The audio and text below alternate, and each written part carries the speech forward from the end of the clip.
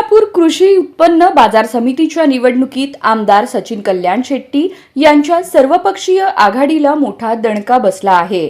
जिल्ह्यातील एका बड्या नेत्यानं आघाडीला दिलेला पाठिंबा काढून घेतला असून त्या नेत्यानं सुभाष देशमुखांना आपला जाहीर पाठिंबा दर्शवला आहे। सचिन कल्याण शेट्टी यांच्या सर्वपक्षीय आघाडीला जिल्ह्यातील अनेक बड्या नेत्यांनी समर्थन दिलं। यात दिलीप माने, सुरेश हसापुरे, बाळासाहेब शेळके, राजशेखर शिवदारे, बळीराम काका साठे यांच्यासह आणखी काही नेत्यांचा समावेश आहे। आता बळीराम काका साठे यांनी वेगळी भूमिका घेतल्याचं समोर आलं आहे। बळीराम काका साठे यांनी उमेदवारी अर्ज दाखल केला होता। तो अर्ज ते माघार घेणार आहेत।